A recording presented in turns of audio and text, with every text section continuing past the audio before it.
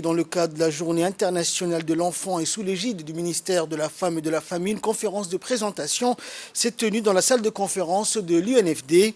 Les 4 membres des enfants parlementaires qui ont participé à la 4e réunion de la 2e session du Parlement des enfants arabes qui s'est tenue à Sharjah, aux Émirats arabes unis du 22 au 30 juillet 2022, ont fait une présentation de la mission pour le reste des jeunes parlementaires dans la salle de conférence de l'UNFD.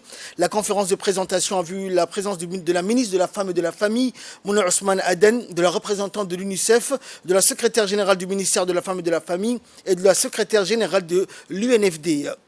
Supervisée par la directrice du département de la famille, Fouzia Ali Ousmane, les 4 jeunes parlementaires élus pour une période de 2 ans, de 2021 à 2023, à savoir Fahmi Abdurrahman, Fatouma Ahmed, Yacoub Mohamed et Radia Ahmed, ont partagé leur expérience et leurs connaissances acquises et les perspectives sur leur participation au Parlement arabe des enfants qui s'est tenu à Sharjah, aux Émirats arabes unis, au reste des membres du Parlement des enfants, ainsi que les cadres de haut niveau qui étaient présents. Qui les concerne est à souligner et à féliciter. Vous offrez à l'enfant de Djibouti une opportunité de pouvoir faire entendre sa voix, d'exprimer les idées, de participer, d'être écouté, de donner son avis sur des choses qui les concernent. Et c'est ce que prône à la Convention des droits de l'enfant. Chers enfants, je veux d'abord vous souhaiter une bonne fête. Pour commencer tout, je veux vous souhaiter une bonne fête, vous dire une bonne fête de l'enfant, parce que l'enfant djiboutien a la chance d'avoir obtenu, à travers la politique du chef de l'État, son Excellence Ismaël Omar Guelleh, les droits qui vous est offerts au niveau international sont exécutés également au niveau national.